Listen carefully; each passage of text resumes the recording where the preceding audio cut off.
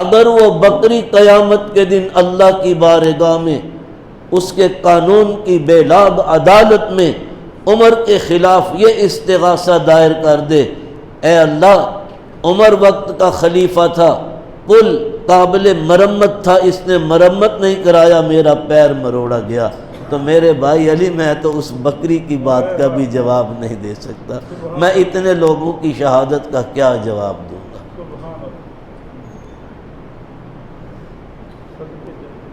اسی جنگ میں، اسی حالت سجدہ میں شہید ہونے والوں میں ایک وہ نوجوان تھا جس کی چند دن پہلے شادی ہوئی تھی۔ الطبقات الشافعیۃ الکبریٰ میں واقعہ لکھا ہے، شادی ہوئی،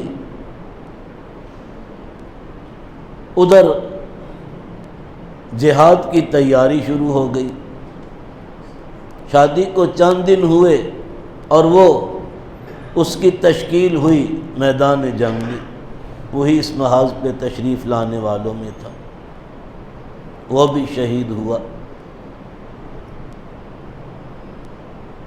اس کی اہلیہ کو معلوم ہوا کہ اس کا خامند شہید ہو گیا ہے، وہ روزانہ ہر نماز کے بعد اپنے خامند کی بلندی درجات کی دعائیں کرتے، اے اللہ تو جانتا ہے میرا اس کا تعلق محبت کیسا تھا، اے اللہ تیرے حکم سے ہماری شادی ہوئی، اے اللہ اس کے درجات جنت میں بہت بلند اس کو عنایت کرنا، اور اللہ میرا جنت میں بھی اس کے ساتھ ہو، میری رفاقت جنت میں بھی ہو۔ یہ روزانہ ہر نماز کے بعد وہ دعا کرتے، چونکہ نبی علیہ السلام نے ارشاد فرمایا، چند اوقات فرمائے کہ ان وقتوں میں دعا کی قبولیت ہوتی ہے، اس میں فرمایا فی دبر کل صلاۃ المکتوبہ، ہر فرض نماز کے بعد بھی جو دعا کی جاتی ہے وہ قبول ہوتی ہے،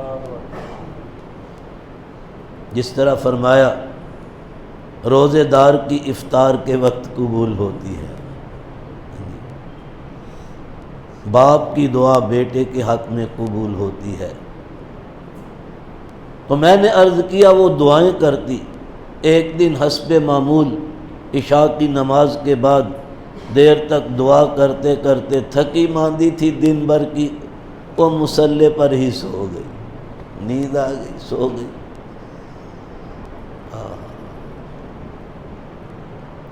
سوتے میں خواب کے اندر دیکھتی ہے کہ میں جنت میں پہنچی ہوں، جنتیوں کو دیکھ رہی، اپنے خامند کو تلاش کر رہی، دکھائی نہیں دیا، بہت پریشان ہوئی، نہ رہ سکی، ان سے پوچھا اس نام کا میرا خامند تم جانتے ہو؟ انہوں نے کہا لا ندری اطلعی فوق، ہم نہیں جانتے، اس نام کا یہاں کوئی نہیں، اوپر جاؤ۔ کہتے کچھ زینے تھے بڑے خوشنما، میں ان زینوں سے چڑھتے چڑھتے اوپر کی جنت میں پہنچی، وہ پہلی جنت سے بھی زیادہ عالی شان تھی۔ یہاں بھی دیکھا لوگوں میں، اپنے خامند کو نہ پایا، ان سے پوچھا گھبرا کر کہ میرا خامند دکھائی نہیں دے رہا، یہ نام ہے ان کا۔ انہوں نے بھی یہی کہا ہم نہیں جانتے، اوپر جاؤ۔ پھر ایک ایسی جنت میں پہنچی بڑی عالی شان، دریا بہتا ہے، دونوں کناروں پر جنتی جنت کے میوہ جات کھا رہے، لطف اندوز ہو رہے، میرا خامند بھی ان میں موجود ہے۔ میں لپک کر اس کی جانب مسکرا کر بڑھی، اس نے بھی دیکھا، ساتھیوں سے کہا بھئی میری اہلیہ ہے، کہو تو ایک لقمہ اس کو بھی کھلا دوں؟ کھلاؤ بھائی، یہاں کون سا کمٹی کا سوال ہی پیدا نہیں ہوتا، جنت میں نعمتوں کی کمی نہیں۔ ہاں، آپ جنت کے کسی پیڑ سے، درخت سے کوئی فروٹ توڑتے ہیں، وہ آپ کے ہاتھ میں آیا، اللہ نے خالی نہیں چھوڑا، فوراً دوسرا دانہ اس جگہ لگ گیا۔ وہاں کمی نہیں ہے کسی چیز۔ وَلَكُمْ فِيهَا مَا تَشْتَهِي أَنفُسُكُمْ وَلَكُمْ فِيهَا مَا تَدَّعُونَ، جو تمہارے جی میں خواہش پیدا ہوگی، وہ ابھی دل میں ہوگی، نعمت حاضر کر دی جائے گی۔ اور وَلَكُمْ فِيهَا مَا تَدَّعُونَ، جو منہ سے مانگو گے تو منہ مانگی مراد بھی ملے گی۔ جنت میں کوئی کمی نہیں۔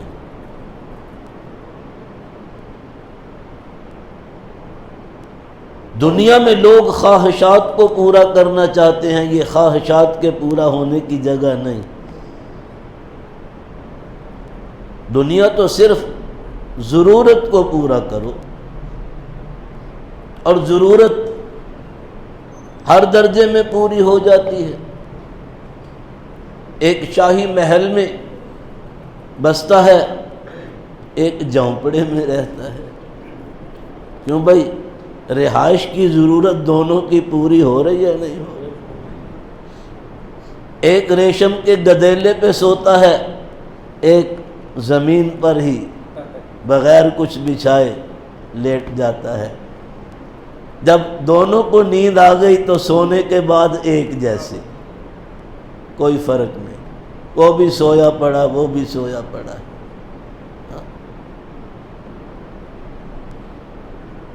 ایک بادشاہ گزر رہا تھا، ایک اللہ والے زمین پر ہی سوئے ہوئے، جو رات تہجد پڑھتے رہے، نماز فجر ادا کی، درس میں بیٹھے، اشراق وغیرہ پڑھی، چاشت پڑھی، آ کر سو گئے، تھکے ہوئے تھے رات بھر کے۔ وہ بادشاہ گزرا، اس نے پاؤں سے ٹھوکر مار کے کہا، بابا اٹھو، ابھی تک سو رہے ہو؟ اس نے آنکھ کھول کے دیکھا، ارے یہ تو ہمارے وطن کا بادشاہ ہے۔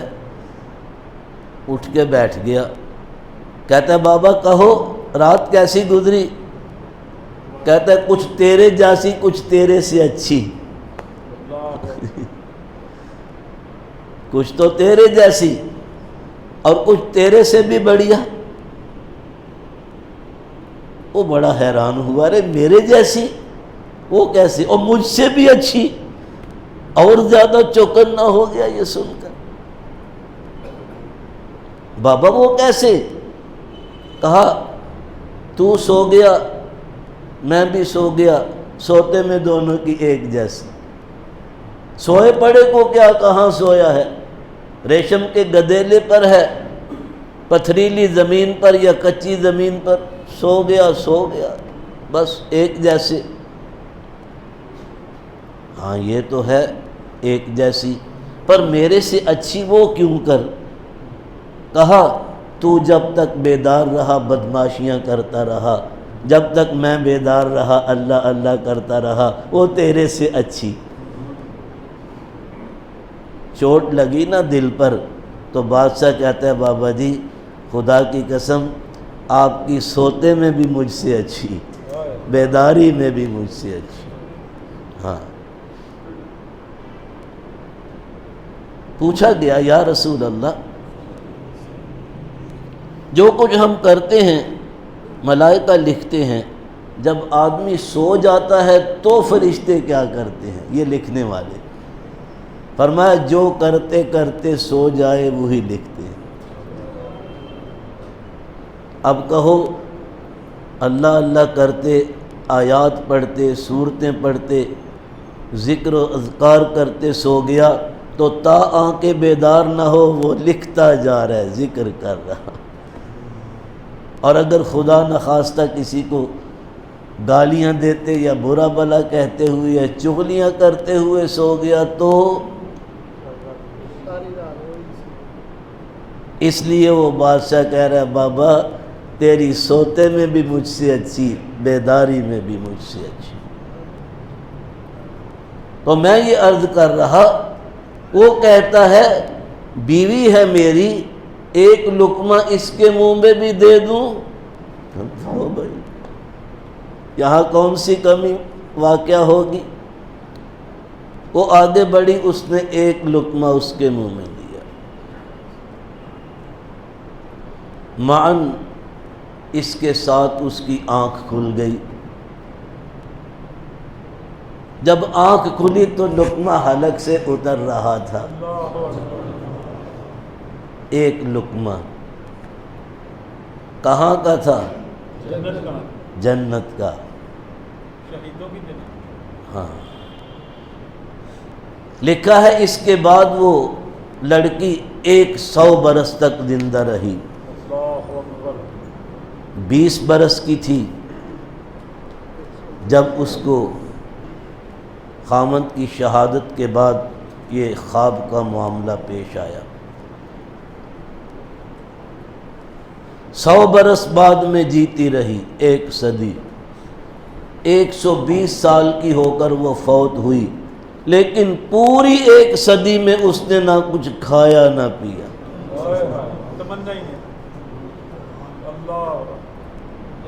ایک لقمہ کہاں کا؟ جنت کا، وہ بھی عالم خواب میں۔ دور دور سے آتے انٹرویو لینے والے، اما حضور تجھے بھوک نہیں لگتی؟ کہتی ہے لگتی ہے، بھوک لگتی ہے، کھانا نہیں کھاتی۔ وہ اچھے سے اچھا کھانا بھی لاتے ہیں، مجھے اس میں سے بدبو آتی ہے۔ اور لکھا ہے جب بڑھیا بات کرتی اس کے منہ سے خوشبو کی لپٹیں اٹھتی تھی۔